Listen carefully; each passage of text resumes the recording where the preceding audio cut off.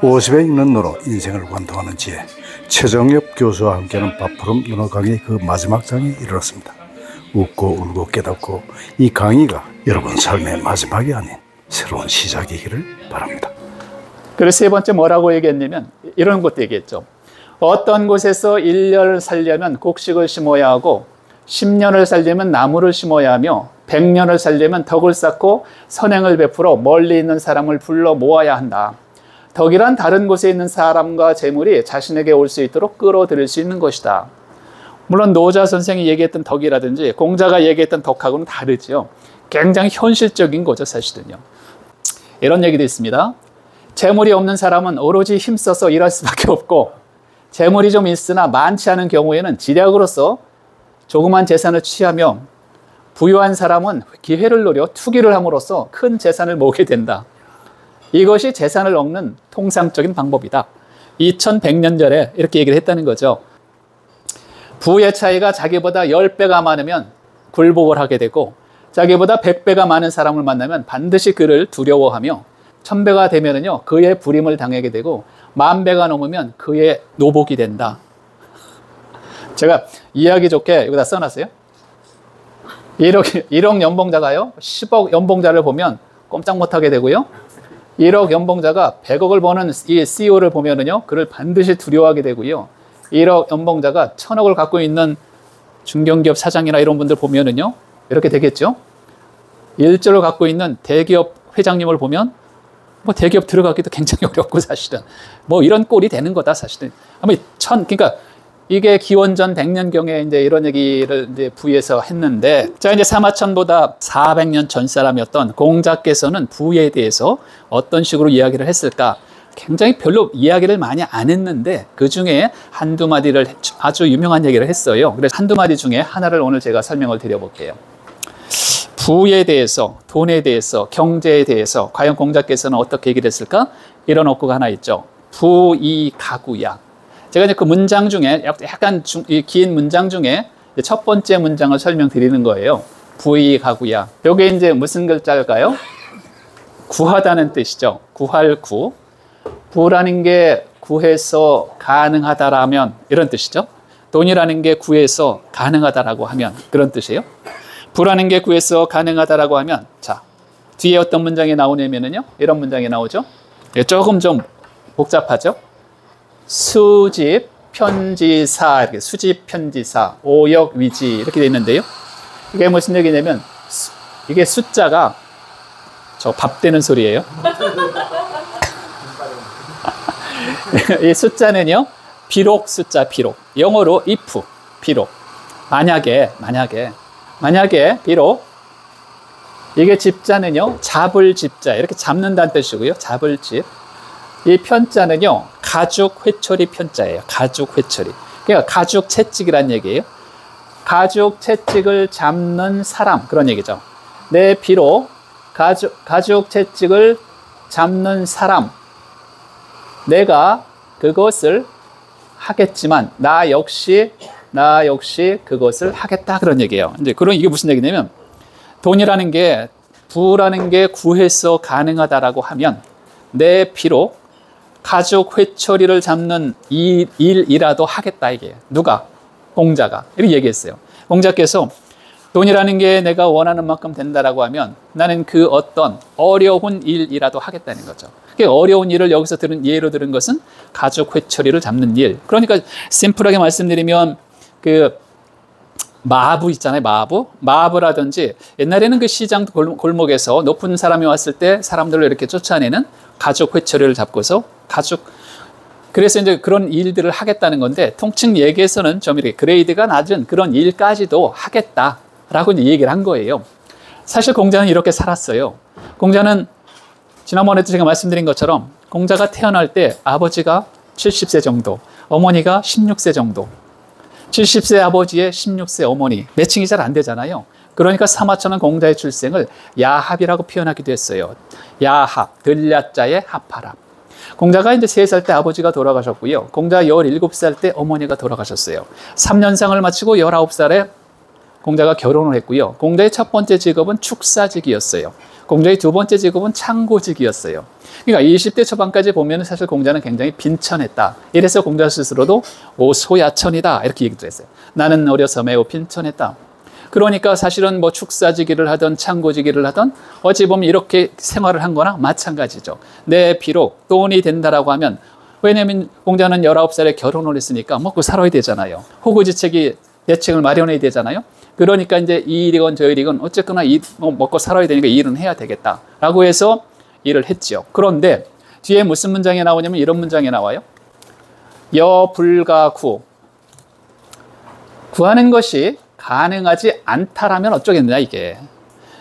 돈이라는 게 원하는 만큼 된다라고 하면 내가 정말 어려운 일이라도 하겠지만 그 일이 내가 원하는 만큼 되지도 않을 뿐더러 원하는 일 잡기도 사실 어려울 뿐더러 이게 잘 안 된다라고 하면은 어떻게 할 거냐 도대체 이게. 라고 이제 공자가 이렇게 얘기를 한 거예요. 이건 요즘으로 봐도 여기까지만 생각을 해봐도 요즘과 전 너무나 유사하다라고 생각해요. 사람들이 이제 그 학교를 졸업하고 나서 이제 청년이 되고서요. 이제 뭐 회사에 입사도 하고요. 자기 사업을 시작하기도 하고요. 이제 배우자를 만나서 결혼도 하고요. 이러면 이제 이렇게 생각을 하겠지요. 자, 우리만 열심히 둘이 똘똘 뭉쳐서 열심히만 하면 우리는 정말 멋진 차에, 멋진 집에, 멋진 곳에서 멋진 인생을 살 수 있을 거야. 청운의 꿈을 꿈꾸서 젊은이 둘이 모여서 이제 인생을 시작하게 되잖아요. 그렇게 30살이 되고요. 35세가 되고요. 40이 되고요. 45, 50 정도가 되면은요. 사람들은 어째요? 대부분의 사람들이 다 그렇게 살 수 있는가요? 거의 불가능하죠, 사실은요. 그러니 나이 한 50 정도 되면 야, 돈이라는 게 이건 정말 하늘이 낸 사람이나 버는 거구나 이런 생각을 자기도 모르게 하고요. 자, 그럴 즈음에 인생의 하프타임에 들어오게 되잖아요. 나이 50 정도가 되죠. 조금 있으면 은퇴도 해야 되고요. 자, 은퇴한다고 해서 우리가 바로 죽는 건 아니잖아요. 그로부터 30년, 40년 또 살아야 되잖아요. 인생 후반전 어떻게 살면 좋을까? 인생 후반전 플래닝을 할 때 공자의 지금부터 드리는 이 이야기는 굉장히 어떤 레퍼런스가 될 수 있다. 이게 중심이 될 수 있다라는 이야기를 했어요. 과연 공자께서 제가 아직 이제 4글자를 안 보여드렸는데요. 내가 이거 정말 경제적 활동이라면 뭐든지 해야 되겠어. 그런데 자기 마음대로 되지도 않고요. 이것도 안 되고 저것도 잘 안 되고요. 이러면은 과연 인생 후반전은 어떻게 살면 좋을까 이게. 나머지 인생은 이런 측면에서 과연 공자는 여기다가 뭐라고 썼을 것 같아요, 여러분? 벌써 예습을 하고 왔습니까? 공자는 그런 얘기를 했죠. 종오소호다. 종오소호. 나는 이 따를 정자예요. 따르겠다. 좋아하는 바를, 바속자죠. 나는 좋아하는 바를 따르겠다. 나는 좋아하는 바를 하겠다. 종오소호. 정말 이게 제가 말씀드린 것처럼 나이 50, 60 인생의 하프타임에 이런 생각을 정말 한다라고 하면 공자가 이야기했던 자, 인생 전반전은요. 사실 사람들이 다 자기가 원하는 만큼 삶을 살긴 정말 어렵죠. 어떻게 하다 보니까 그 회사에 들어갔고요. 어떻게 하다 보니까 그 일을 열심히 해서 지금까지 온 거라고 생각하는 사람들이 너무나 많죠. 그래서 잘 되면 내가 잘해서 잘 된 거고요. 잘 못 되면 우리 아버지가 덜 가르쳐서 못 된 거다. 이렇게 생각을 하는 거잖아요. 그런데 인생 후반전은 안 그렇다는 거예요. 이제 지금까지 대략 한 50년 정도의 경험도 갖고 있고요. 이제 나이가 우리가 80이 됐을 때 야, 내가 정말 인생 잘 살았어. 그럼 내가 잘해서 잘한 거고요. 정말 그때 가서도 후회를 한다면은요, 그건 내가 못해서 그런 것이다 라는 생각을 해보게 되더라고요. 자, 어떻게 할 거냐 도대체. 그래서 그 기준점을 종오소호, 이 호자에다가 맞춰보는 게 어떨까. 나는 좋아하는 일을 하겠다. 공자 선생은 그렇게 살았다라고 생각이 들고요. 자, 그래서 2500년이 지나긴 했지만 요즘에도 우리가 생각을 한번, 물론 다른 쪽으로도 우리가 다방면으로 살 수는 있지만 그 중에 하나 기준점으로 삼아 볼게. 정말 내가 좋아하는 거가 뭘까 이게. 그리고 그런 일을 하면서 살 수 있으면 좀 어떨까 이게. 좀 대단히 긍정적이라고 생각해요. 이런 어구는. 자, 그래서 이제 여기 이제 풀 센턴스인데요.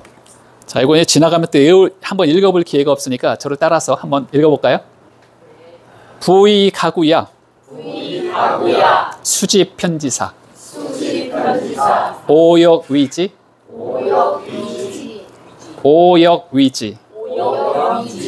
여불가구. 종오소호. 너무 기니까 맨 마지막 문장 종오소호만 외우시면 돼요. 종오소호. 나는 좋아하는 바를 따르겠다. 이렇게 됐죠? 종오소호. 자, 그런데 이제 문제는 뭐냐면은요. 여기까지는 되게 좋은데 문제는 이런 거라고 생각해요. 말은 되게 좋아요. 뭐 당신 좋아하는 거 하세요. 아, 너무 좋죠. 좋은데요. 제가 이제 지금까지 뭐 오래 살지는 않았지만 지금까지 살면서 다양한 사람들에게 이제 이런 질문을 듣기도 하고요. 이런 질문을 해보기도 했는데 하나같이 들려오는 대답은 뭐였냐면 내가 그것을 지금 찾고 있다. 그걸 지금 찾고 있어 라고 얘기하는 걸 가장 많이 들었어요. 젊은이는 젊은이 나름대로, 그 다음에 이제 중년은 중년 나름대로, 저희 선배님들은 선배님 나름대로, 그래, 내가 그걸 지금 찾고 있는 거야. 나라고 좋아하는 하기 싫겠는가? 하고 싶지. 하지만 그게 정말 뭔지를 아직도 좀 찾고 있다. 이런 얘기를 많이 들었어요. 이런 얘기를 들어보니까 전 개인적으로 이런 결론에 도달하게 되더라고요. 그래, 인생이라고 하는 것은 좋은 일을 하면서 살기는 영 텄다, 이게. 우리가 죽을 때까지 그냥 찾다가 죽는구나 라고 생각할 수밖에 없겠더라고요. 그러면 너무 억울해요? 안 억울해요? 억울하신 거잖아요. 그래서 이제 요 스텝에서 하나 정도 힌트를 한번 드려보고 넘어갈게요. 자, 제가 여러분에게 이제 힌트예요, 이거는. 뭐 이게 정답은 아니지만 재미로 그냥 하는 거긴 하지만 그래도 한번 힌트를 드려볼게요. 저는 여러분이 어떤 일을 좋아하시는지 알고 있다. 저에게 3분의 시간을 주시면은요, 제가 알아맞혀 드리겠다라고 이렇게 썰을 풀 수 있어요. 한번 해볼까요? 네. 이미 물론 뭐 훌륭하게 사시는 분들 너무 많이 계시지만 그래도 혹여 내 주변에 있는 어떤 사람이 아주 헤매고 있다 이러면 제 말씀을 듣고서 한번 가서 실험을 해보시기 바래요. 자, 이게 무슨 얘기냐면 여기 지금 제 메모지가 몇 장 있어요? 5장 있죠? 저 포스트잇 5장을 준비를 하시고요. 정말 내가 막막하다 이러면 저를 따라서 한번 해보시면 돼요. 포스트잇 5장을 준비를 하시고요. 5장에다가 한 장에 하나씩을 쓰시면 되는데요. 뭐를 쓰는가? 왠지 모르지만 내가 지금까지 살면서 뭔가 아쉬운 게 이거 정말 해봤으면 좋았을 텐데 라는 것이 있을 수 있다는 거죠. 단 두 가지 가정을 한번 해보는 거죠. 내가 시간이 좀 괜찮다. 시간도 되고 돈 걱정도 좀 안 한다. 물론 세상에 돈 걱정 안 하는 사람이 어디 있겠습니까? 그래도 좀 약간 덜하게 되었다. 이제 형편이 조금 폈다. 이렇게 생각하시고요. 그 두 가지 조건에서 이제 그럼 내가 하고 싶은 일이 뭘까를 한번 생각을 해보시는 거죠. 어려서부터 생각했던 것이 머리에 떠오를 수도 있고요. 아니면 어디 뭐 좋은 여행이라든지 봉사라든지 뭐 하여튼 노래라든지 뭐 다양하게 시를 쓴다든지 많이 있을 수 있죠. 제가 딴 데 가서는요 10개를 쓰라고 했어요. 근데 여러분들 제가 봐드린 거예요. 5개만 써보자. 쓸 수 있어요, 없어요? 쓸 수 없으시면 뭐 그냥 강의 끝, 오늘. 강의 더 듣고 싶으시죠? 쓰실 수 있으시죠? 네. 지금 여기서 하라는 게 아니에요. 여기서는 아무것도 안 해주고 집에 가서. 오늘 집에 가서. 걱정하지 말고요. 집에 가서 이제 5장에다 써갖고서 뭔가 쓸 수 있으시잖아요. 네. 돈도 있고 시간도 있어. 이제 내가 인생을 이걸로 한번 살아봐야 되겠어. 그런 의미가 있는 게 있잖아요. 네. 지금은 시간 때문에 돈 때문에 그걸 할 수가 없지만. 자, 그래서 그 쓴 것을 이렇게 손 위에다 올려놓으세요. 네. 접어서. 지금부터가 중요해요. 이걸 떨이켜. 떨어지죠? 저랑 가장 가깝게 떨어진 걸 줍는 거예요, 이렇게. 이걸 펴봐. 그러면 이것을 하는 거예요, 이것을 하는 게 지금 당장 하라는 게 아니라 지금부터 이제 단 3년, 5년 정도의 시간을 들면서 어떻게 이걸 하냐면 이제 앞으로는 책을 읽어도 요거에 대한 책을 읽는 거예요. 사람을 만나도 요거에 대한 사람을 만나는 거예요. 이런 포럼을 해도 요거에 관련된 포럼을 찾아다니는 거예요, 이제. 아셨죠? 무슨 얘기인지 아시죠?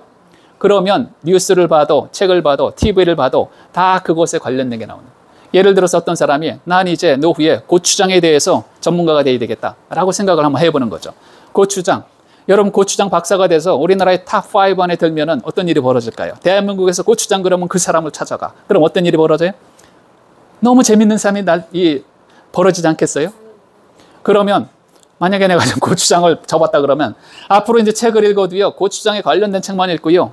TV를 봐도 고추장만 나오는 TV를 보고요. 이렇게 사람을 만나도 이렇게 5년 정도만 해보는 거죠. 현재 일 하시면서. 그러면 5년 후에 2025년, 2030년도에 어떤 일이 벌어질까요? 이제 그 분야에, 자기가 선택했던 그 분야에 자신감이 생기고요. 어쩌면 그분은 잘하면 그거에 관련된 책도 한 권 쓸 수 있을 정도의 지식을 가지고 있게 되죠. 지금 만약에 2025년도 지금 시점에 나에게 그런 어떤 강점이 있다라고 하면 어떻게 생각해요? 앞으로 그냥 그거 하면 되지. 그렇지 않아요? 그러니까 3년, 5년 정도의 시간. 그런 거죠. 그렇게 하면은 뭐 좋을 수도 있겠다. 다 안색이 안 좋으셔갖고 그냥 넘어가야 될 것 같아요.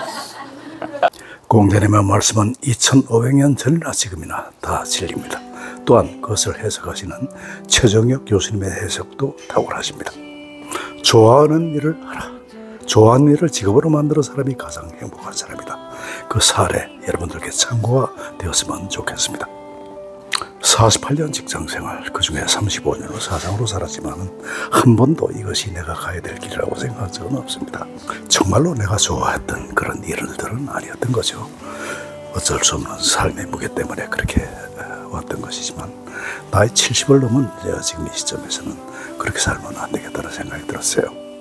내가 좋아하는 일이 무언가, 아까 최정혁 교수님은 다른 방법을 말씀하셨지만 저 경우에는 눈 감고 생각만 해도 가슴이 뛰고 눈이 반짝이는 일, 그런 일이 바로 여러분들이 좋아하는 일입니다. 방송인의 꿈이 있었어요. 쓰고 말하고 노래하면 행복했습니다. 그것을 완벽하게 구현할 수 있는 그 방법, 그것이 바로 유튜버의 길이라고 생각했죠. 그래서 바로 시작했습니다. 지금 한 7년 가까이 되는데요. 그러다 보니까 이제는 모든 것을 일상을 유튜브로 만드는데 아주 능숙합니다. 7년 동안 거의 하루도 빠짐없이 하나 이상의 영상을 올렸습니다. 쉽지 않았습니다. 때로는 상술도 많이 했습니다. 하지 못할 때나 사람들부터 공여나 스팸 취급받을 때마다 이제 그만둘까 이렇게 생각하다가도 청춘 합창단 세계 재패까지 걸린 시간을 생각하면 그래, 그 한결같은 세월 장장 13년이나 걸렸지. 이제 겨우 5년 가지고 뭘 하며 다시 마음을 추스립니다. 과연 저에게 유튜브는 새로운 세계의 신천지였습니다. 자신의 방송국을 하나 가진 세민이 하고 싶은 말, 하고 싶은 일, 가고 싶은 곳, 만나고 싶은 사람을 모두 만날 수 있었고 댓글 달고 구독해 주신 분들과 사회적인 교류도 생기니 그 또한 새로운 세계였습니다. 이런 노력의 결과 이제 한 분, 두 분 그 노하우 전수를 바라시는 분들도 생겼으니 무언가 보람 있는 일이 하나 더 생겼구나 싶어 오늘도 가슴이 뛰고 눈이 반짝입니다. 이 좋은 일을 저 혼자만 향유한다면 그것은 이기 그 자체겠죠. 좋은 일은 나눠야 한다고 믿습니다. 많은 분들, 특히 시니어분들께 유튜브 만드시길 권하고 그 전도사 역할을 자임합니다. 저는 그 좋아할 호자 중에서 논어에서 가장 유명한 호구죠. 때문에 하는 지지자, 불여, 호지자, 호지자, 불여, 낙지자. 다 아시죠? 다 알지는 않으시죠? 제가 설명을 드려요. 여러분 이거 뭘로 썼다고요? 이거 나무젓가락으로 누가 썼다고요? 제가 쓴 거예요? 오늘 처음 오신 분들이 계셔갖고. 지지자, 불여, 호지자, 호지자, 불여, 낙지자. 지지자라는 게 뭐냐면요, 이게 알지자잖아요. 잘 아는 사람. 그러니까 이제 지식인, 책 보기 좋아하는 사람, 공부 많이 하는 사람, 이런 사람이 지자죠. 여러분 처음에 이 단계가요, 지지자가 1단계고요, 호지자가 2단계고요, 낙지자가 3단계다. 인생을 살려면 이렇게 한번 살아보라라고 생각해봐도 좋다는 거죠. 자, 우리가 왜 공부를 할까? 왜 책을 볼까? 이유가 뭐예요? 분명하게 이유가 있는 거죠. 무슨 얘기냐면 쓸 용도가, 쓰임이 있기 때문에 그렇다는 거예요. 내가 뭔가 원하는 게 있기 때문에 그렇다는 거예요. 우리가 책 보지 않고 알지 못하면 그 원하는 걸 알 수가 있어요? 없어요? 누구한테 배우지 않으면 없는 거잖아요. 그래서 일단은 지지자가 보통 사람들이 되는 거죠. 필요에 따라서. 아니면 여기까지 안 가시는 분들도 사실 있죠. 옛날 사람들은 많이 그랬을 것이고. 자, 지지자가 된 다음에는 이제 호지자인데요. 이게 뭐 뜻이 어려운 건 아닌데 좋아할 호자잖아요. 그것을 좋아하는 사람을, 어떤 일을 할 때 그 일을 잘 아는 사람보다 그 일을 좋아하는 사람을 이길 수가 없다라는 거예요. 어떤 일을 정말 좋아서 하는 사람은 그 일을 아주 내가 잘 안다 손 치더라도 좋아서 하는 사람을 이길 수 있다 없다? 없다. 그런데 이번엔 세 번째로 뭐예요? 즐기는 사람을 또 이기기가 어렵다. 내가 아무리 좋아해도 그 일을 즐겨서 하는 사람을 이길 수가 없다. 자, 그런데 여러분, 좋아하는 것이나 즐기는 것이나 차이점이 뭐가 있을까요, 이게? 왜 공자는 이렇게 얘기했을까요? 제가 보기에는 거의 비슷한데, 좋아하는 일이나 즐기는 일이나. 그렇죠? 왜일 것 같아요? 별거 아니에요. 이거는 이런 뜻이죠. 좋아한다는 것은 보통 보면 이제 개인적으로 좋아하는 것이고, 즐긴다는 것은 함께 즐긴다. 이게 함께. 여러 사람들과 함께 함께 느끼는 어떤 즐거움이나 기쁨이 있잖아요. 그리고 혼자 해서 아주 혼자해서 즐거운 것도 있고, 그건 이제 좋아하는 것이고, 함께해서 즐거운 것은, 함께해서 좋은 것은 즐거운 것이다. 개념이 약간 다를 수 있죠. 나만 행복하면 뭐해? 우리 가족이 함께 행복해야지. 나만 너무 좋아하면 뭐해? 우리 함께하는 사람들이 다 같이 이걸 좋아하면 훨씬 더 즐거운 일이죠. 그런 단계를 보면 약간 좀 한 단계 더 위 있다 이게 라고도 생각해 볼 수 있죠. 자, 이것도 넘어가기 전에 한번 읽어볼까요? 지지자 불효 호지자. 지지자 불효 호지자. 호지자 불효 낙지자. 호지자 불효 낙지자. 이건 이제 이따 돌아가시기 전까지 다 외울 수 있으시죠? 네, 몇 글자 안 되니까요. 네. 이따 저 문 앞에서 다 검사합니다. 굉장히 유명한 논어구 하나 설명드릴게요. 여러분 지자요수 인자요산이라는 말 들어보셨나요 혹시요? 네. 지자요수 인자요산. 지자는 물을 좋아하고 인자는 산을 좋아한다. 그 문장의 전체 문장이 이거예요. 6줄인데요. 지자요수 인자요산. 지자동 인자정. 지자락 인자수. 이렇게 되죠. 지자락 인자수. 자, 제가 이것을 4단계로 한번 설명을 드려볼게요. 지자요수. 이게 지자는 이게 이제 아까 제가 락으로 얘기했잖아요. 락. 근데 이것은 이제 3가지 의미로 쓰이죠. 즐거울 락, 좋아할 요, 노래 악, 음악할 때 악자죠. 그래서 지자요수, 지자는 물을 좋아한다. 그렇죠. 지자는 물을 좋아한다. 인자요산, 인자는 산을 좋아한다. 이거죠. 여러분 지자라는 게 뭐냐면요. 아까도 말씀드린 것처럼 지식인, 공부하기 좋아하는 사람, 지혜가 많은 사람, 머리에 든 것이 많은 사람, 이런 사람들은 물을 좋아한다고 얘기했어요. 공자가. 왜 그랬을까요? 지식이라는 게 지식의 특징 중에 하나가 유동성이라는 거예요. 여러분 지식은 고정돼 있지 않아요. 얼마 전에 4차 산업혁명 한참 뜨다가요. 요즘은 챗 GPT 또 한참 뜨잖아요. 앞으로도 뭐가 나올지 몰라요. 그러니까 지식이라는 것은요. 이렇게 자꾸 움직인다 이게. 많이 움직이는 게 뭐예요? 강물 같은 게 그러니까 그런 특징이 동이다 동. 해서 강을 좋아한다. 물을 좋아한다 이렇게 했고요. 그런 얘기가요. 지자는 동, 활동적이라는 거예요. 그러니까 지식의 특징도 활동적이지만 지식을 좋아하는 사람. 여러분 이렇잖아요. 책 보기도 좋아하고요. 뭔가 이렇게 궁금한 게 있으면 가서 물어보고요. 배우고요. 이렇게 활동적으로 생활하는 사람들은 인생이 즐거워요? 쓸쓸해요? 너무 즐겁죠. 가서 노래도 배우고 춤도 배우고 뭐 시도 배우고 이 삶이 되게 활동적이면 즐겁잖아요. 자, 그런 사람들은 인생이 어떻다고요? 진짜 즐겁다는 거예요. 삶이. 자, 그런데 인자죠. 두 번째, 인자는 요산이라고 그랬어요. 인자는 어진 사람인데요. 어진 사람 그러면 우리 보통 이제 어진 사람의 대명사로 보통 누굴 드는가? 고향에 계신 우리 부모님들을 드는 경우가 되게 많아요. 자식이 타지에 나가서 잘하든 잘못하든 돈을 많이 벌든 적게 벌든 고향에 계신 부모들은요. 초지일관으로 자식을 생각하고요. 케어하고요. 보듬어주고요. 사랑하고요. 용서하고요. 포용하고요. 이런 거잖아요. 마치 저 움직이지 않는 산처럼 인자의 마음이 그렇다는 거죠. 사랑하는 사람들의 마음이 그렇다는 거죠. 그래서 그 마음은 쉽사리 움직이지 않는다. 그래서 정해요. 조용하다. 고요하다. 여러분 부모님의 마음이 변해요? 안 변해요? 지난번에 어떤 분은 변한다고 그러시더라고요.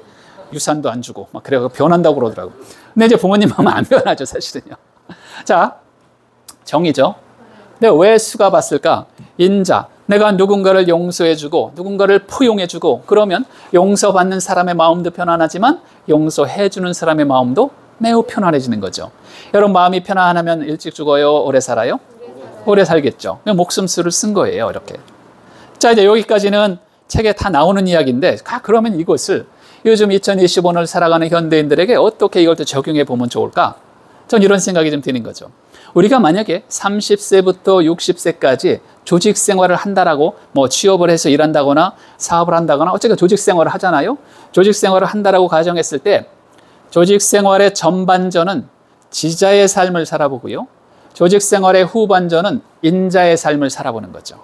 그래서 회사에 처음 들어간 사원대리들은요. 열심히 활동적으로 뛰어다니고요. 공부 열심히 하고요. 이래야 그 사람들의 직장 생활의 초반부도 즐겁다 이게. 하지만 회사나 이런 데서 이제 부장이 되고요. 임원이 되고요. 최고 경영자가 되면 마음을 어떻게 바꿔야 된다고요? 인자의 마음으로 바꾸셔야 되는 거죠. 아무리 혼자 잘해서 성과를 잘 내는 것은 한계가 있다는 거죠. 10명, 우리 팀을 내가 어떻게 잘 관리를 해서 잘 리딩을 해서 팀워크로서 팀 성과로서 내는 게 훨씬 좋잖아요. 팀워크를 내려면 각자 10명의 마음을 움직여야 돼요? 안 움직여야 돼요? 사람의 마음을 움직이려면 마음으로 들어가야 돼요. 그러니까 인자의 마음이라는 거예요. 부모의 마음이고요. 선배의 마음이고요. 이런 마음이라는 거죠. 그런데 이제 만약에 처음 들어온 신입사원이 나는 인자야 하면서 이렇게 막 뭐 이런 얘기나 하고 저한테 걸어 다니기도 하고 이러면은 그 회사 분위기 망쳐져. 하지만 이번엔 경영진이 됐는데 나는 지자야 하면서 자기 계속 옛날 생각하고요. 자기 잘난 맛에 그렇게 하면은요. 팀워크가 깨지게 되죠. 그렇게 하면 안 된다는 거죠. 그러니까 조직도 마찬가지다. 자, 그리고 네 번째, 마지막으로 또 하나 드리고 싶은 말씀 뭐냐면요. 우리 인생에 대해서도 이것을 우리가 적용해 볼 수가 있는 거예요. 우리가 정말 100세까지 산다라고 하면 인생의 전반전 50세까지는요. 무슨 삶을 살면 좋을까요? 지자의 삶을 사는 게 좋겠다. 그래서 뭔가 궁금하면 찾아가고요. 궁금하면 책을 읽어보고요. 다 공부 열심히 하고요. 뛰어다니고요. 활동적으로. 그래야 인생이 재미있게 잘 간다, 이게. 하지만 이제 가정에서도 우리가 어른이 되고요. 우리 사회에서도 어른이 되잖아요. 그러면 이제 그 마음을 인자의 마음으로, 용서하는 마음으로, 포용하는 마음으로 뭔가 젊은이들이 좀 잘못한다 손치더라도 그래, 나도 젊었을 때는 그랬지 하면서 교육의 마음으로 뭔가 이렇게 함께 가려는, 이렇게 가야지 이 조직, 우리 사회도 그게 그러니까 이게 이 균형이 맞는 거잖아요. 젊은이는 열심히 뛰어다니고요. 우리 그 가문에도, 여러분 가문에도 정말 어른다운 어르신이 어디 두 분 계시면은요, 그 가문은 흔들리지 않을 거라고 생각해요. 우리나라도 사회도 마찬가지라고 생각해요. 각 사회마다 그 중심을 잡아주는 어르신분들이 계시면은요, 크게 흔들리지 않을 거라고 생각해요. 어찌면 이 사회도, 개인도, 우리 삶도 이런 것들이 전반전은, 후반전은 이런 식으로 보면 여기 나와 있는 지자요수, 인자요산, 지자동, 인자정, 지자락, 인자숲, 이 6줄은요, 어찌 보면 우리 삶의 기준점이 될 수도 있겠다, 이게. 라는 생각을 저는 이 역구에서 해볼 수 있는 거죠. 자, 이것도 넘어가기 전에 같이 한번 읽어볼까요? 지자요수. 락수, 요수. 좋아할 요. 락으로 해도 돼요. 락으로 해도 되는데, 한 10명이면은 이제 학자가 10명이면 2사람 정도는 락에 맞다. 이렇게 얘기해요. 근데 이제 나머지 한 8명 정도는 그래도 좋아하는 게 낫겠다. 이렇게 얘기해서 보통 이제 요로 읽고요. 락으로 읽으셔도 돼요. 지자요수. 인자요산. 지자동. 인자정. 지자락. 인자수. 논어가 이렇게 쉬울 줄 몰랐죠? 공자대도. 여기는 춘추로, 대동로, 홍도로, 대성로, 창경로, 이렇게 우리가 좀 많이 들어본 단어인데 이렇게 이제 거리 표지판으로 지금 쓰고 있어요. 이게 제가 이제 중국의 그 곡부에 가서 코로나 나오기 전에 이제 다녀왔는데요. 그때 가보니까 이 표지판으로 이렇게 쓰고 있더라고요. 그래서 제가 차로 지나가다가 찍은 거예요. 이 현대 이 도로명을 얘들은 지금, 물론 여기는 이제 그 유네스코 그 인정을 받은 곳이에요. 공자 고향이, 곡부라는 것이. 막 그래서 이렇게 만들어 놨는데 아주 옛날 단어를 지금 도로명으로 쓰고 신기해서 제가 좀 찍어 갖고 왔어요. 이랬더니 지금 이제 50억 논어로 정보판을 냈던 그 출판사에서 프로모션으로 이런 걸 만들어 갖고 뿌렸어, 걔들이. 그래 갖고 그 중에 제가 하나 뽑아온 거예요. 똑같은 거예요. 지혜로운 자는 물을 좋아하고 인자한 자는 산을 좋아한. 이게 무슨 영화에 나왔던 그 저거라 그러는데 혹시 이 영화 보셨습니까? 전 이 영화를 못 봐갖고 설명을 못해요. 지자요수. 지혜로운 사람은 물을 좋아한다. 지식은 멈추지 않고 흐른다. 끊임없이 배우고 끊임없이 변화한다. 뭐 이런 거거든요. 또 인자요산. 인자한 사람은 산을 좋아한다. 마음은 변하지 않고 깊어진다. 묵묵히 버티고 누군가를 품어주는 힘이 있다. 뭐 이렇게 써놨고요. 젊을 땐 지자를 쫓았다. 빠르게 배우고 남보다 앞서 나가야 살아남을 수 있으니까. 하지만 나이 들수록 필요한 건 어지린이죠. 인의 힘이다. 흐르기보다 서 있는 것, 흔들리기보다 버티는 것이 중요하다. 역부족이라는 단어 아세요? 역부족? 이 역부족이라는 단어는 2500년 된 단어예요. 이건 논어의 출처가 논어예요. 논어에서 나오는 단어들이 많은데 학습이라는 단어도 논어에서 나온 단어고요. 과요불급 이런 것들도 논어에서 나온 거고요. 오일삼성 뭐 이런 것도 그렇고요. 많은 것들이 나왔는데 역부족이 무슨 뜻이에요? 힘이 부족하다. 족하지 않다. 힘이 부족하다. 힘이 딸린다. 그런 얘기잖아요. 이 원문을 보시면은요, 원문은 이 염구라는 제자와 공자와 둘 간의 이제 대화 중에서 저게 나와요. 그 염구라는 제자는 공자의 그 10대 제자 중에 하나예요. 이 사람은 나중에 굉장히 이 행정의 달인이다, 이렇게 이름을 붙일 정도로 행정에 아주 탁월했던 사람이고요. 하지만 이 사람의 단점이 있어요. 뭔가 이렇게 좀 내성적이고요. 뭔가 주저주저 한다라는 이 특징이 있는 사람인데, 한번은 이 염구라는 사람은 공자보다 나이가 31살이 어려요. 그러니까 공자가 60세 정도였으면 염구는 29살 정도였어요. 자, 그래서 이제 처음에 염구가 공자 밑에서 공부를 하고 있을 때 어떤 일이 벌어졌냐면 이제 이런 일이 벌어졌어요. 한 번은 이제 염구라는 제자가 이야기를 해요. 염구가 이야기하기를 비불렬자지도 역부족이야, 이렇게 비불렬자지도 역부족이야, 이렇게 얘기를 했어요. 자, 여기서 이제 이 아들 자자는요, 공자를 나타내요. 공자, 선생님이다, 이렇게 한번 해석을 해볼게요. 선생님의 가르침에 대해서, 도에 대해서 기뻐하지 않는 것은 아니지만, 그거죠. 기뻐하지 않는 것은 아니지만, 여기서 요게 이제, 여러분 여기 보통 무슨 글자로 읽냐면은 소설할 때 설자로 읽어요. 말씀 설자예요. 그리고 이제 유세를 하다 할 때는 세자고요. 기뻐하다 할 때는 열자예요, 저게. 하기 시습지 불영녀로, 거기에 나오는 열자예요. 기쁠 열자예요. 기뻐하지 않는 것은 아니지만, 그건 어떻다는 거예요? 기쁘다는 거죠. 선생님에게 공부를 배우는 게 매우 행복하고 매우 기쁜 일입니다. 하지만 뭐예요? 역부족이야. 힘이 딸립니다, 이게. 따라가기가 어렵습니다. 실천으로 옮기기가 너무 어려워요. 이렇게 얘기를 하는 거예요. 그러면 공자가 그 말을 듣고서 이렇게 얘기했을까요? 그래? 그럼 좀 쉬었다 할래? 좀 쉬어서 몇 달 쉬었다 오지? 이런 얘기 했을까요, 공자가? 절대로 그런 얘기 안 하죠. 뭐라고 얘기했냐면 바로 이렇게 얘기했어요. 자왈, 공자께서 말씀하시길 역부족자, 자기 스스로 힘이 부족하다라고 이야기하는 사람은, 잘 보세요. 중도 이 패자는 폐기하다, 포기하다의 패자예요. 중간의 길에서 어떻게 한다고요? 포기를 한다. 그러니까 자기 마음속으로 난 좀 딸리는 것 같아. 나는 좀 잘 안 될 것 같아. 나는 좀 부족한 것 같아. 라고 이야기하는 사람 치고 끝까지 해내는 사람이 있다 없다? 거의 없다. 중도입해, 중간에 다 포기를 하더라. 그러면서 한마디 마지막으로 딱 심장을 때리죠. 금여획, 금여획. 금이 뭐야? 지금 이 여자는요, 너야, 너, 유. 지금 너는 획을 긋고 있구나. 획을 긋는다는 거예요. 무슨 획을 긋고 있어요? 부정의 획을 긋고 있구나. 왜 안 된다라고 생각하느냐, 이놈아. 이렇게 얘기하는 거죠, 사실은. 그래서 염구가 크게 깨달았다고요? 못 깨달았다고요? 크게 깨달아서 나중에 큰 사람이 됐다. 그런 얘기인데요. 하여튼간 이 역부족이라는 말이 이제 여기서 출처가 된 건데, 제가 이제 이 역구를 보면서 어떤 생각이 드냐면, 이것은 요즘도 마찬가지다. 우리 아이들도 마찬가지고, 우리 직장에서 후배들도 마찬가지고, 수많은 사람들이 충분히 할 수 있음에도 불구하고 난 안 될 것 같아. 너무 어려울 것 같아. 회사에서도 부장님, 이것만 해결해 주시면 제가 열심히 할게요. 이렇게 얘기한다는 얘기는 뭔가 이렇게 핑계를 대는 거죠. 나중에 안 됐을 때를, 실패했을 때를 대비하는 거죠. 그런 마음을 가지고 하는 사람은 어떻게 된다고요? 중도이패다. 중간에 다 포기를 하다. 중간에 다 실패를 한다, 이게. 저도 회사 다닐 때 이런 얘기를 많이 들었는데요. 그게 결국은 논어에서 나오는 얘기였더라. 이런 얘기가 드는 거죠. 그러니까 2500년 전 사람들도, 그리고 지금 사람들도 다 비슷비슷하구나, 이게. 역부족. 그러니까 역부족이라는 말을 마음속에서 지워야 된다는 거죠. 만약에 여러분, 여기 종이 A4 용지가 한 장 있어요. A4 용지가. A4 용지가 한 장이 있는데 A4 용지에 양면이 있어요, 없어요? 있죠. 굉장히 얇은 건데도 양면이 있는 거예요. 세상에 그 어떤 문제도요, 긍정적인 면이 있고요, 부정적인 면이 있는 거예요. 이게 없는 게 없어요.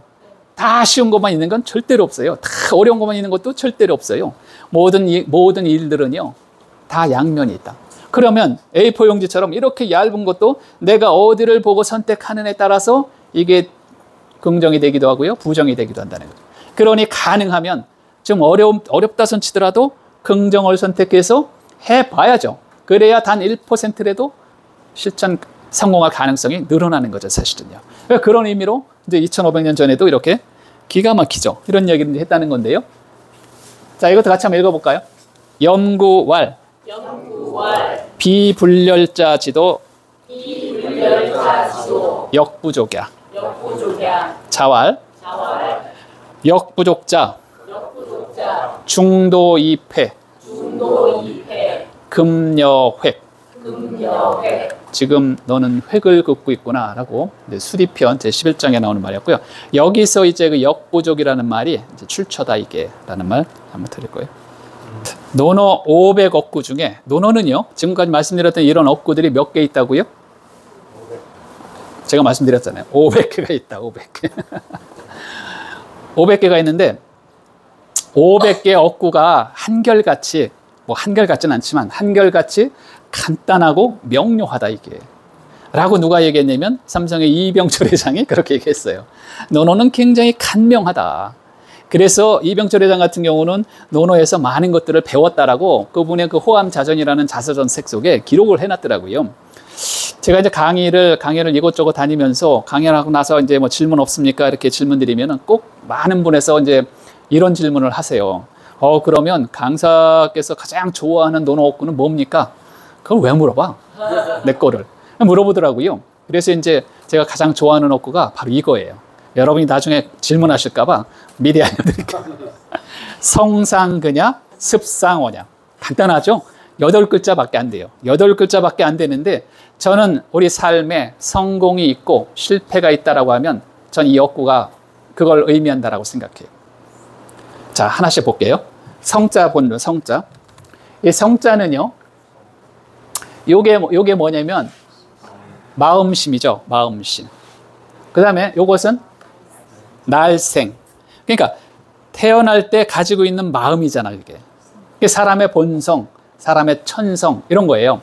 그래서 저 성자를 써서 이제 공자께서는 성상그냐 습상어냐, 성상그냐, 사람의 본성과 천성은 서로 가깝다 이렇게 얘기했어요. 성상그냐. 그죠? 근데 이제 공자보다 110년 후에 태어난, 공자 죽고 나서 110년 후에 태어난 맹자는 저 성을 뭐라고 분석을 하기 시작했어요? 성선설. 인간의 본성은 선하다라고 이제 정의를 했죠. 근데 그보다 더 기가 막힌 것은 공자의 손자가 있어요. 공자와 맹자의 사이에 누가 있냐면 공자의 손자였던 자사라는 사람이 있어요. 이 자사라는 사람은 대단히 유명한 사람이고요. 여러분 사서 그러면 뭐가 있어요? 논어, 맹자, 중용, 대학. 이게 사서예요. 자, 중용을 누가 쓴 거냐면 공자의 손자인 자사가 쓴 거예요. 이게 중용이라는 거. 대학이라는 책은 누가 썼냐면 공자의 제자였던 증자라는 사람이 쓴 거예요.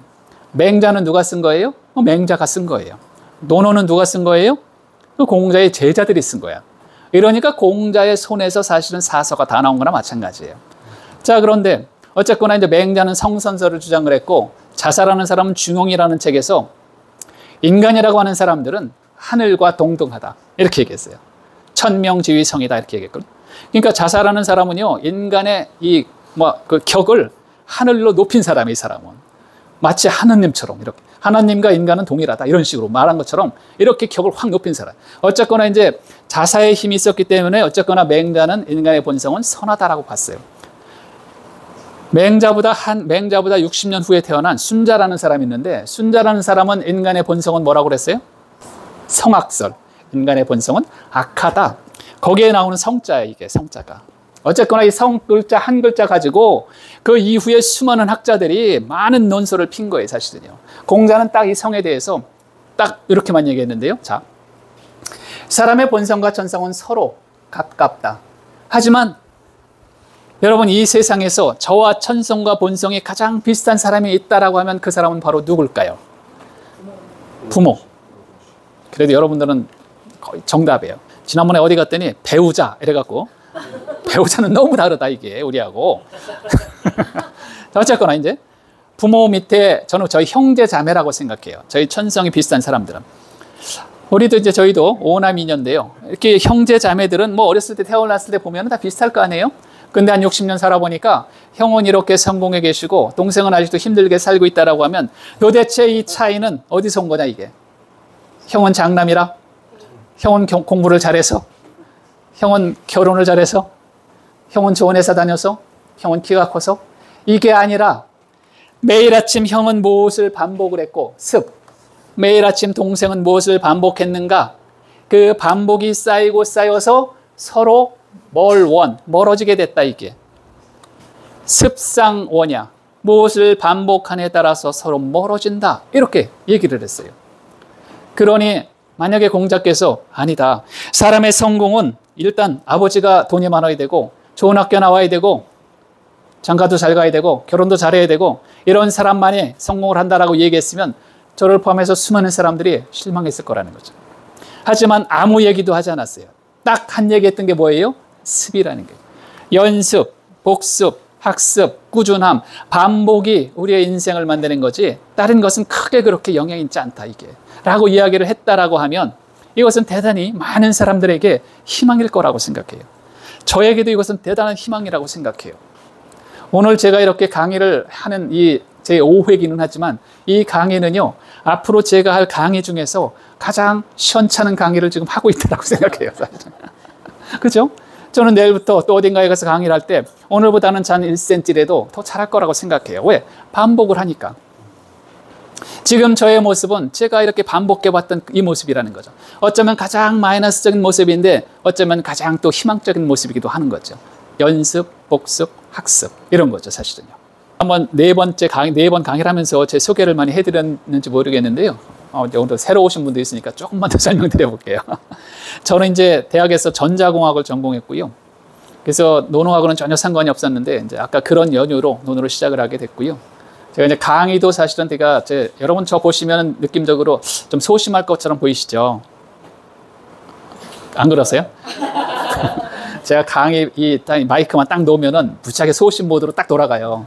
그래서 내성적이고 소심하고 이런데 강의를 잘할 거라고 생각하지도 않았고 사실 지금도 잘하지는 않지만 그래도 자신감이 있다는 게 뭐냐면 제가 이제 2016년도에 전국 강사협회라는 곳에서 경진대회를 했어요. 지금도 해요. 1년에 한두 번씩. 거기서 제가 이제 금상을 받았고요. 그러니까 이제 한국강사협회라는 곳에서 패를 만들어준 거야. 대한민국 명강사 209호 딱 찍어줬어요. 그러니까 패를 받는 순간 자신감이 확 올라가는. 이게 아무것도 아니지만 아무것도 아닌 건 아니죠. 근데 이제 확 올라가는 거예요. 그렇다는 이야기는 뭐냐면 습에 있다고 저는 생각해요. 연습, 복습, 학습. 꾸준하게. 전 사실 회사를 나와서 특별히 잘하는 것도 없었기 때문에 이제 낮에는 먹고 살아야 되기 때문에 이제 이 일을 했고, 제가 컨설팅 일을 했고요. 그 나머지는 거의 이제 논어 혹은 책 쓰기, 그 다음에 강연 준비하는 것. 사실 강연 준비하는 것도 쉽진 않잖아요. 이렇게 한 2시간 정도 강의를 할 것을 정말 유창하게 잘하려면은요, 수백 장의 자료를 만들어야 되고요. 수도 없이 연습을 해야 돼요, 사실은요. 그런 것들이 다 어디에 들어가 있는 거냐면 습에 들어가 있다. 이제 그렇게 생각을 해서 어찌 보면 논어가 아까도 모두에 말씀드린 것처럼 저의 삶을 조금씩 바뀌는 원동력은 전 이런 업구에서 있었다. 이렇게 한번 생각을 제가 해볼 수가 있을 것 같아요. 자, 한번 읽어볼게요. 성상근야, 습상원야. 자, 붙여서 한번 해볼게요. 성상근야, 습상원야. 자, 여러분 온고지신이라는 말 아시죠? 온고지신. 온고지신의 출처가 어디예요? 논어예요, 그게. 온고지신의 출처가 논어예요. 그러면 논어의 딱 네 글자로 온고지신 이렇게 나왔을까요? 아니겠죠? 그래서 이제 온고지신의 출처를 알려드릴게요. 온고지신의 출처는 바로 이거예요. 온고이지신, 가이위사의 이 글자예요. 이걸 줄여서 온고이지신에서 온고지신 딱 뺀 건데요. 자, 이걸 뜻은 뭐 이미 다 하실 거니까요. 그래도 한번 해볼게요. 옛 것을 익혀 새로운 것을 알아낸다 그런 뜻이잖아요. 온고지신. 여기서 온고라는 건 뭐예요? 옛 것을 익힌다는 게 뭐예요? 익힌다. 뭐 익힌다. 뭐 저기 밥하는 것도 익히는 거긴 하지만 감자를 찐다 익히는 것도 하지만 익힌다는 것은 이제 여기서 이제 학습 이렇게 보시면 되죠. 학습, 공부. 옛 것을 익힌다. 여러분 교과서라는 거 있잖아요. 교과서. 우리가 이제 학교에서 가서 보면 다 교과서 가지고 공부하잖아요. 교과서는요 이미 다 옛날 것이라는 거예요. 왜? 그게 이론으로 정비가 되고요. 그 다음에 책으로 인쇄가 되고요. 여러분 지식도 무지하게 빠르게 지나가는데요. 이미 그렇게 픽스가 된 것들은 이미 옛 것이라는 거예요. 이게. 그러니까 옛 것을 익힌다는 거예요. 수많은 책들을 통해서 우리가 학습을 한다는 거죠. 여러분 공부하면은 새로운 것을 발견할 수 있어요? 없어요? 있죠. 그래서 지신, 새로운 것을 발견한다. 근데 그 일은 쉬운 일은 아니지만 옛 것을 익혀 새로운 것을 여기서 끊어 읽어야 돼요. 발견한다라고 하면 그것은 가히 가능하다는 뜻이죠. 가히 될 수 있다. 이게 될 위자예요. 이게 뭐냐면 스승사자예요. 가히 위사의 스승, 남을 가르치는 선생이 될 만하다. 이렇게 온고지신이 되는 사람들은 다른 사람을 가르쳐도 된다라고 보는 거죠. 공부를 한다고 책을 많이 본다라고 해서 뭐 새로운 것을 다 아는 건 아니죠, 사실은요. 하지만 세상의 문명이라는 게 다 온고지신을 통해서 만들어진 거잖아요, 사실은요. 옛사람들이 해는 걸 보고서 새로운 아이디어를 창출하고요, 통찰력을 내서 만드는 거죠. 그 정도만 되면 가르칠 만하다, 이게. 스승이 될 만하다. 이렇게 이제 공자가 이야기를 한 거죠. 온고이지신, 가이위사의. 이게 온고지신의 풀 센턴스예요. 뭐 이건 쉬운 거니까 한번 읽어볼까요? 온고이지신, 가이위사의. 한 번에 온고이지신, 가이위사의. 이렇게 딱 한 번 읽고 끝까지 읽어내시는 분들은 여러분들이 처음인가? 네, 훌륭하십니다. 아주. 이건 이제 많이 알려진 어구는 아닌데, 이거 아주 옛날에 이어령 박사가 나오셔갖고서 이 말씀을 하시는 게 있었는데요. 일반 강의에서는 많이 나타나질 않아요, 이 어구가. 근데 뜻은 기가 막힌 뜻이 있어요, 이게. 이걸 딱 4글자로 얘기하면 문질빈빈이라는 거예요. 문질빈빈. 여기 보면 문질빈빈이걸려요. 이 빈자가 무슨 빈자냐면 잘 어울린다는 뜻이에요. 어울린다. 문과 질이 잘 어울린다. 그러면 그런 연후 군자, 그런 사람을 군자라고 한다 이거예요. 그러니까 문과 질이 잘 어울려야 군자가 될 수 있다라고 보는 건데요. 그래서 여기서 이제 문질빈빈이 유명한 어구인데요. 이걸 한번 제가 설명을 드려볼게요. 여기서 이야기하는 질이라고 하는 것은요. 질. 이것부터 설명드릴게요. 문이라고 하는 것은요. 문이라고 하는 것은 뭐냐면 문과 질은요. 문이라고 하는 것은 겉모습, 무늬 뭐 이런 거 있잖아요. 겉모습. 질이라고 하는 것은 뭐예요? 본질, 속, 내실 이런 거예요. 그러니까 겉과 속이라고 보시면 돼요. 군자라고 하는 사람들은요. 겉과 속이 잘 어우러져야 군자다. 이런 얘기를 하면서 사전에 공자가 설명을 해요. 만약에 그 사람이 질승, 질이 문을 이긴다 그런 뜻이에요. 질이 문을 이기면 즉 어떻게 된다? 야하게 된다 이런 얘기예요. 문이 질을 이긴다는 게 질이 문을 이긴다는 게 무슨 뜻일까요? 그렇죠. 속이 겉을 이긴다는 뜻이에요. 그런 얘기 무슨 얘기냐면 속은 꽉 찼는데 겉이 헤벨레 하고 다니면 그 사람이 너무 거칠다, 거칠야자, 들야자, 거칠다 이게. 그러니까 속은 막 굉장히 학식도 높고 뭐 학위도 많이 가졌고 대단히 똘똘하고 꽉 찬 사람인데 겉을 아주 형편없이 하고 다니면 보통 사람들이 봤을 때 이 사람을 어떻게 봐요? 거칠게 본다는 거예요. 제대로 못 본다는 거예요. 하지만 본인은 어떻게 생각해요? 나는 뭐 겉은 속이 들은 게 많고 그러니까 자신 있으니까 겉에는 뭐 세레파나 질질 끌고 다니고 막 이래도 괜찮죠, 본인은. 하지만 이런 사람들이 앞으로 나가서 리더가 될 수 있을까요, 없을까요? 만약에 이런 사람들이 앞으로 가서 리더가 되면 어떨까요? 신빙성이나 겉으로 딱 일단은 눈에 딱 보면은 저 사람 실력이 있는지 없는지 모르는 거잖아요. 근데 겉모습이 되게 삐딱하면 그런 사람이 앞에 나와서 뭐 국회의원하고 뭐 대통령하고 이러면 말빨이 그게 맥히겠냐고요. 안 되죠. 그래서 군자 리더가 되기에는 힘들다. 자, 그런데 반대로 그 겉모습이 속을 이긴다. 그러면 어떻게 돼요? 겉모습이 속을 이긴다. 겉은 말짱하고요. 기생 오래비처럼 깔끔하게 차리고 다녔는데 속은 들은 게 하나도 없어. 깡통이야. 이러면 어떻게 돼요? 거기 이런 얘기하면 안 될 것 같은데. 거기다 고개나 흔들고 그러면 어떻게 돼요? 그렇다는 거죠. 겉모습이 속을 이긴다는 거예요, 이게. 그러면 그런 사람은 너무 사하다. 그냥 겉만 번질번질하다 이거야. 그런 사람이 리더가 돼서는 안 된다는 거예요. 그렇기 때문에 어떤 사람이 리더가 돼야 돼요? 문과 질이 잘 어울리는 사람. 겉과 속이 잘 어울리는 사람이 돼야 연후, 그 뒤에야 군자가 된다, 이게. 이제 뜻은 이해가 되시죠? 그래서 여기서 나오는 게 문질, 빈빈인데요. 제가 조금만 더 부연 설명을 드려볼게요. 자, 질이라고 하는 것은 이제 본질, 실력이라고 봤는데요. 실력은 있는데 겉모습이 헝클어져 있다. 아까 제가 설명드렸잖아요. 이런 걸 의미하는 거예요. 또 하나 이렇게 보셔도 돼요. 지식은 되게 높은데 예의범절이 꽝이다. 그런 사람이 있죠. 많은 걸 알고 있지만 위아래 깔릴지도 모르고 전후좌우 이런 사람이 있으면 안 된다. 내용은 굉장히 좋은데 몸이 건조하고 감동이 없다. 글을 읽었는데 내용은 진짜 기가 막힌데 감동도 없고 이런 글을 있을 수 있죠. 작가에 따라서. 또 하나, 그래서 이 질의 시작은 배움과 어진 마음이다, 이게. 라고 이제 배움과 인에 대해서 강조를 하기 위해서 문질빈빈이라는 말을 공자가 했을 수도 있어요. 필요하다. 자, 두 번째, 여기 이제 문승 질증야, 속은 비었는데도 겉모습만 화려하다. 이런 사람이 있을 수 있죠. 실력은 없는데도 말은 번드르하게 잘하는 사람이 있을 수 있죠. 내용은 하나도 없는데 미사역으로 화려하게 쓴 글, 이런 것도 있죠. 글만 잘 쓰는 거죠. 내용은 개벽다게 아무것도 없는데. 자, 그래서 문의 시작은 말과 예에 있다, 이게. 그러니까 속에 든 것도 꽉 차야 되고 말도 좀 이렇게 잘 품위 있게 잘 해야 된다. 그래야 리더가 적당하다, 이게. 맞는 말이에요? 틀린 말이에요? 너무 맞는 말이죠? 자, 이제 문제 하나 낼게요, 문제. 오늘의 문제.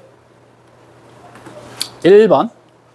곧고 강직한 것은 사람이 가져야 할 참 좋은 바탕이지만 표현, 예의, 에티켓, 매너 이런 꾸밈이 없으면 인생이 어떻게 될까? 어떻게 될 것 같아요, 이런 사람은?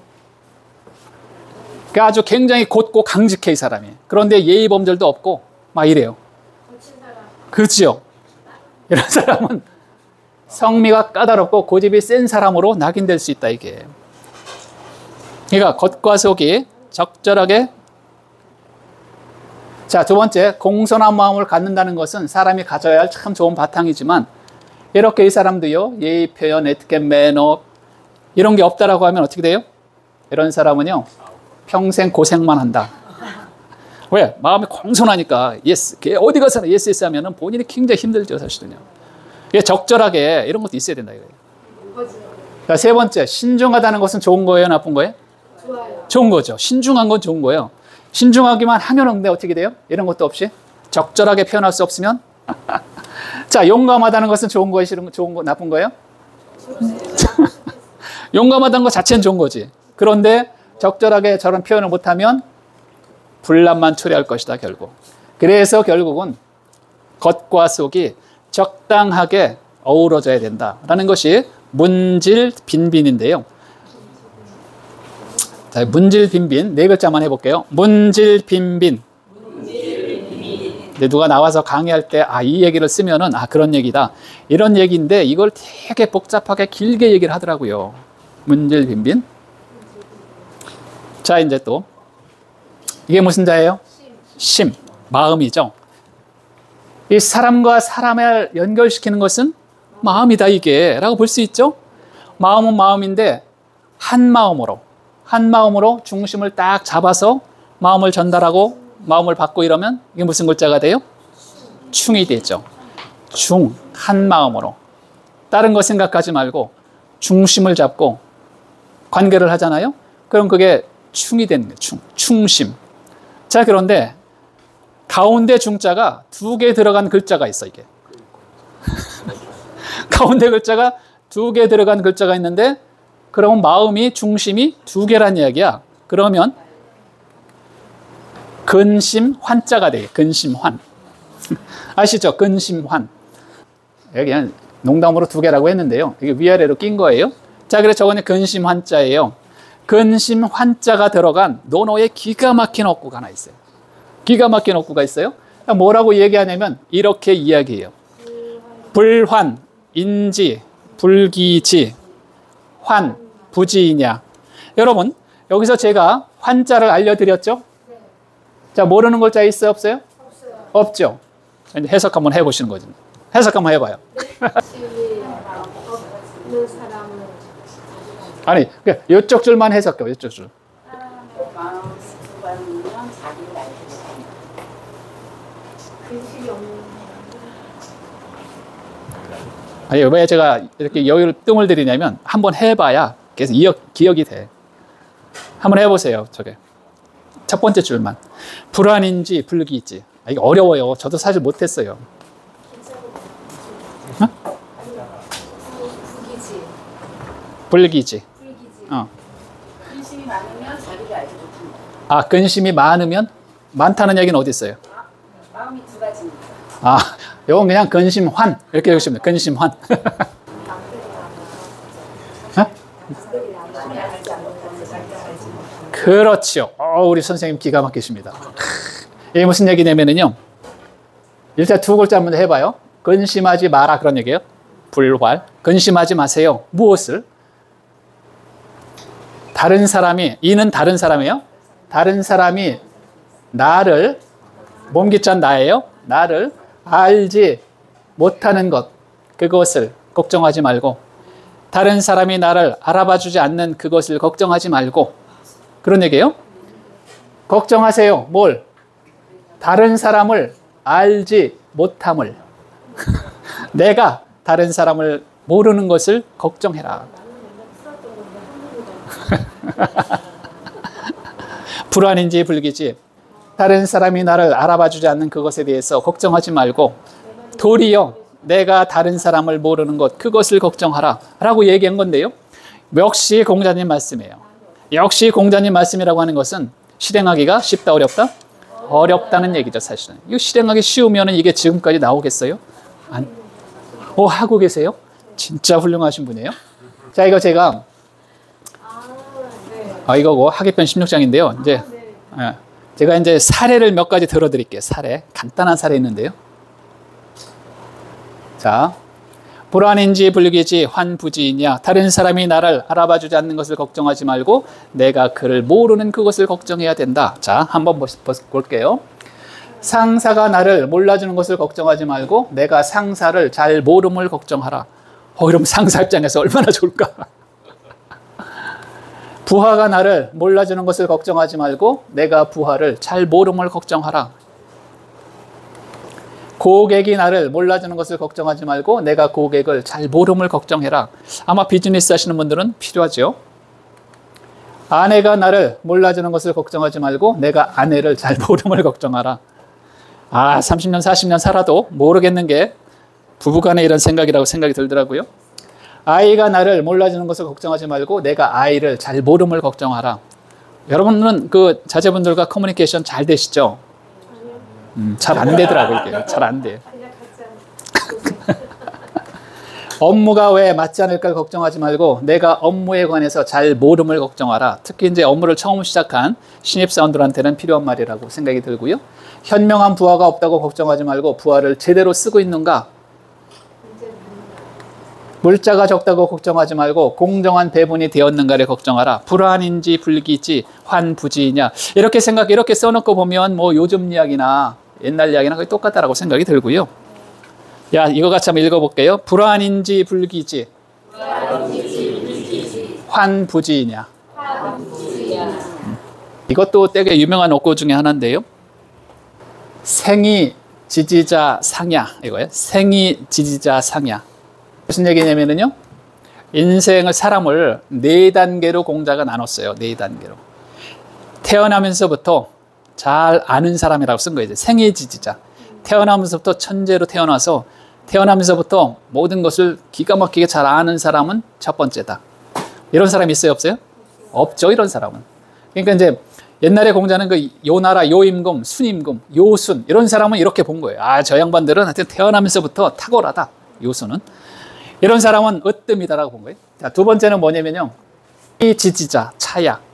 배워서 아는 사람이죠, 이제.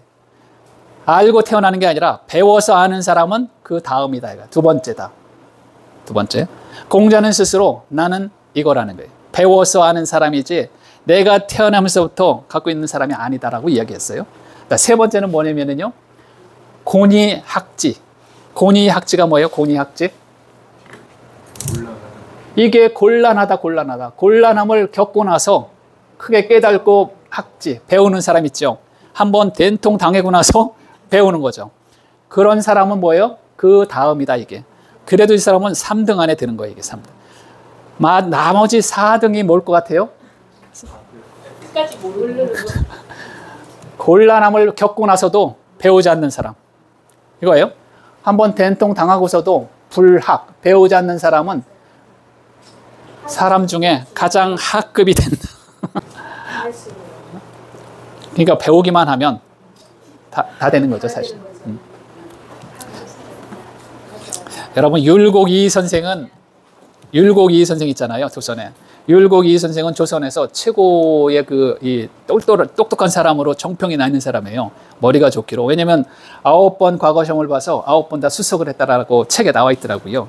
그러면 된 거잖아요. 승진 시험도 마찬가지로 해서. 자, 이랬던 사람 율곡 선생은 이 4단계 중에서 어떤 단계에 들어가면 좋을 것 같아요? 네? 배워서. 1단계. 근데 이제 율곡은 그 율곡의 어떤 그 글을 찾아보니까 이런 게 있더라고요. 20살에 이 사람이 이 율곡 선생이 20살에 그 친구 성훈이라는 아주 유명한 대학자인데요. 친구에게 편지를 보냈어요. 이것은 이제 율곡이 19살에 이 18인가 19에 그 금강산으로 들어가서 불교로 바꿔갖고서 1년 정도 이 불교 생활을 하고 나서 다시 이제 속세로 내려와서 다시 이제 유교의 세계로 들어와서 이게 번뜩 정신 차려갖고서 이제 다시 공부해야 되겠다라고 하면서 친구에게 뭐라고 편지를 썼냐면 이렇게 편지를 썼어요. 걔는 물려받은 산업이 없고 빈공하여 능히 생계를 꾸릴 수가 없다네. 늙은 어버이는 계시는데 좋은 음식을 해드릴 수가 없으니 자식된 자로 어찌 마음이 불편하지 않겠소. 품팔이나 장사도 할 수 있고 이 또한 천하게 여기지도 않지만 나라에서 정한 법도가 있어 선비와 서민이 하는 업이 달라 스스로 억제하면서 행하지 못하고 있다네. 단지 과거를 보는 길 하나만으로 연로하신 어버이를 부양할 수밖에 없으니 일신을 굽혀 따를 뿐이라네. 감히 가난을 핑계로 복록을 구하는 것을 공맹에 정통한 맥으로 삼으려는 것은 아니네. 또한 부모의 명은 불의가 아니라면 모두 근면하게 따라야 하는 것이니 내가 어찌 과거에 불응할 수 있겠는가 하여 이미 과거 급제를 사업으로 마음속을 먹었으니 어찌 온 힘을 다하지 않겠소? 라고 쓴 편지가 있더라고요. 이러면 이 율곡 선생도 저는 이렇게 3단계 정도가 아닐까. 곤이학지자. 그러니까 따지고 보면 모든 사람들이 다 곤이학지자에 들어갈 수 있는 건데 이제 4단계로 가는 사람도 없지 않아 있긴 하지만 어쨌거나 이렇다라고 이제 생각이 좀 들더라고요. 5분밖에 안 남아서 큰일 났네. 자, 그러면 제가 많이 패스하고요. 한 5분 정도 조금 다른 이야기를 좀 하도록 하겠습니다. 여러분, 효에 대해서는 별로 관심 없으시죠? 자, 효는 넘어갈게요. 제일 중요한 건 저기 이제 책으로 보시면 돼요. 제가 이제 5주 동안 공자 논어에 대해서 얘기를 했는데 간단한 거 사진 몇 장 보여드리고 마치도록 하겠습니다. 이 공자의 고향이 어디냐면 여기요. 산동성이에요. 산동성. 여기가 산동성이에요. 여기는 우리나라죠. 산동성에 보면은 그 곡부라는 곳이 있는데요. 곡부라는 곳인데 산동성에서 이 정도예요. 여기가 이제 맥주 많이 나온 칭따오, 청도 맥주 있는 데고요. 이제 여기 있는데 거기서 이제 공자가 태어났어요. 제가 이제 여기 곡부를 간 사진을 몇 장 보여드릴게요. 여러분 나중에 정말 논어 공부하시고 싶으시면은요, 이제 사람들 모아서 곡부 한번 가보시면 너무 재밌을 것 같아요. 제가 이때 여기 가서 저녁마다 제가 한 30분씩 논어 강의를 해드렸어요. 저녁 먹으면서. 그랬더니 함께 갔던 사람들이 너무 좋아하더라고. 논어 때문에 간 건 아닌데 갔어요. 가서 이걸 해드렸어요. 이 곡부라는 것이 이제 세계 유네스코 거기 등재가 됐던 거기 그 공자의 고향이고요. 그다음에 여기가 이제 곡부 시내를 통과를 해서 이 성 뒤에가 전체적으로 다 그 공자의 그 옛날 이 사당 이런 것도 이 묘성 이 안에 다 있어요. 그래갖고 요 뒤부터가 이제 고성인데 여기가 이제 권리라고 해서 권리. 그래서 이제 공자가 어렸을 때 공자의 마을이다 여기가. 그래서 이제 표시를 해놓은 거고요. 우리나라에도 이 권리라는 말을 써서 절을 몇 개 만들어 놨어요. 저 오산에 가면 권리사라고 있어요. 아주 비슷하게 하는 데가 있어요. 권리. 공자의 어렸던 고향. 여기가 이제 대성전이라고 해서 이 전각이 대단히 크더라고요. 이 전각이 중국에서 3대 전각 중에 하나예요. 이게 이제 공자의 대성전인데 공자의 위패가 이 대성전 속에 들어있어요. 아, 이거 제가 갔을 때 꽤 됐죠. 2019년도. 이게 노벽이라고 돼 있었고 노나라의 벽인데요. 이 벽이 뭐냐면 이 노너라는 책이 원래는 이게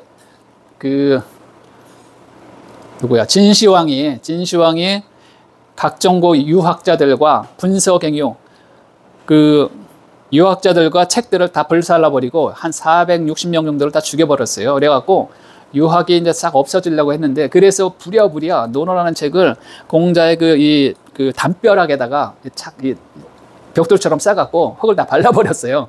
그래갖고 이제 간신히 그게 유지가 된 거지.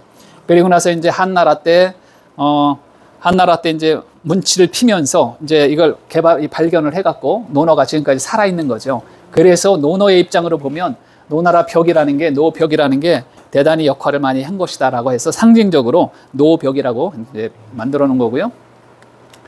이제 이것은 이제 공자의 그 묘소가 대단히 크게 만들어 놨는데 공자 묘소 들어가기 전에 이러한 이 탑같이 생긴 것들을 여러 개 만들어 놨어요. 그래서 이제 그 중에 하나고요. 요게 이제 공자의 묘소죠. 대성, 지성, 문선왕. 그래서 이 공자의 실제 묘소고요. 그 묘소를 직접 한번 찍어본 거고요. 이게 대성, 지성, 문선, 왕이라고 쓴 거죠. 대성, 집대성을 해서 성일의 반열에까지 올라서 이 문화를 아주 크게 펼쳤던 왕 아닌 왕이다라고 해서 청나라 때 그 청황제가 와서 이제 아련을 하면서 이제 시호를 내렸다.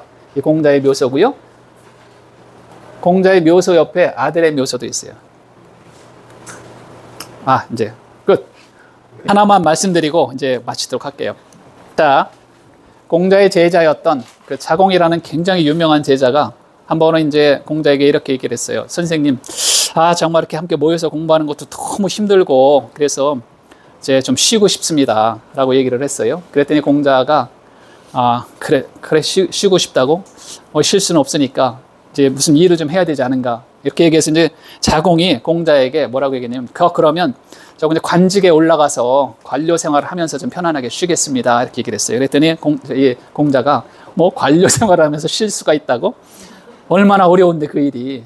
이렇게 얘기했어요. 그랬더니 이제 자공이 그러면 고향에 내려가서 그 부모님이나 모시면서 편안하게 살고 싶습니다. 그래서 뭐 부모님을 모시면서 편안하게 살아? 그 일처럼 어려운 게 없다, 사실은. 그러면 처자식이나 먹여 살리면서 편안하게 살겠습니다. 그 역시 어렵다. 친구들과 고향에서 편하게 놀고, 친구들과 그것도 하루 이틀이지, 그거 아주 오랫동안 사는 게 쉬운 일이 아니다. 자, 이제 이렇게 얘기를 쭉 해나갔어요. 그랬더니 자공이 결국은, 선생님, 그럼 제가 언제 쉬란 말입니까? 나는 쉴 수가 없습니까? 이렇게 얘기를 했어요. 그랬더니 공자가 창문을 열고서 창문 밖을 바라보면서, 저 창문 밖을 바라보면서 저기가 바로 네가 쉴 곳이다 라고 이야기했다라는 것이 그 논어에 나오는 말은 아니고요. 공자 가어라는 책에 나와요. 공자 가어라는 책에 나오는데 그런 거죠. 쉬고 싶죠. 저는 이 어글을 보면서 이런 생각이 들더라고요. 정말 열심히 일하는 사람들은 어떤 생각을 하고 있을까? 우리 대표님 열심히 일하고 있잖아요. 어떤 생각을 하세요? 열심히 사시잖아요. 어떤 생각을 하고 사세요? 사람들은 그런 생각을 하시는 것 같아요. 어차피 우리는 나중에 일이 들어가면 열심히 쉴 수 있으니까 살아있는 이 순간에 조금이라도 열심히 살아보자라는 생각을 가지고 있는 게 아닌가. 공자가 이렇게 얘기했던 것은 물론 이렇게 뭐 반농담 삼아 얘기했겠지만 그래도 이 속에는 많은 의미가 들어있지 않을까라고 해서 저는 강의할 때마다 이런 생각이 좀 많이 나더라고요. 그래서 저것을 가보면 알 것이다. 살아있을 때는 열심히 살아야 된다, 이게. 라는 의미가 들어있다라고 생각하고요. 열심히 오셔서 오늘 또 마지막 시간 많이 오셔서 함께 이렇게 시간을 나눌 수 있어서 너무 즐겁게 생각하고요. 주로 또 혹시 궁금하신 내용이 있으면 제 책에다가 뭐 잘 쓰지 못했지만 책 속에 많이 들어있으니까요. 참조를 해주시면 좋고요. 일단은 강의는 공식적으로 마치도록 하겠습니다. 수고하셨습니다. 이상으로 최정의 교수의 논어 강의 모두 마칩니다. 오랜 시간 시청해 주셔서 대단히 감사합니다. 여러분들의 성원은 보다 나은 컨텐츠를 만듭니다.